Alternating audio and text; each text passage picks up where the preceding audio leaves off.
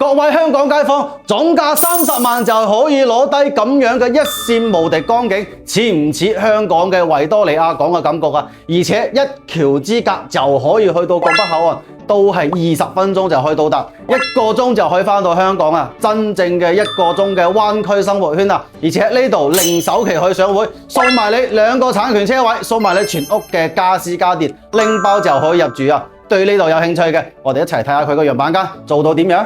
我哋而家嚟到88方南向3房望住江景嘅示範單位，入到門口咧就係我哋指紋刷卡碼碼鎖匙嘅4合1嘅指紋鎖。咁呢度咧一 set 嘅鞋櫃都係全部 set 好晒俾你，而且呢個餐客廳一睇4米嘅空間，望住南向江景，哇！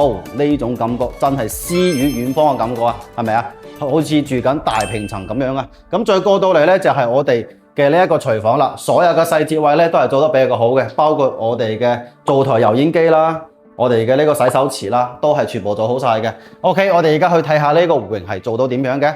咁我哋嘅呢個單位咧，佢係3房嘅，有2間房係南向嘅。咁呢個咧係我哋嘅一個開發商做咗一個書房嘅單位，都係可以攞嚟做一間房間嘅。咁再過到嚟咧，我哋呢度就係3分離嘅衛生間。所有嘅細節位咧都係做得比較 OK， 咁隔離就係仲有一間我哋嘅客房，咁重點咧就係主人房做咗一個3分離嘅套間，而且我哋呢個咧都係南向望住江景嘅，呢個空間咧做好咗衣櫃，放張1.8米嘅床都仲有咁大個空間啊！呢個單位嘅實用率真係比較高嘅。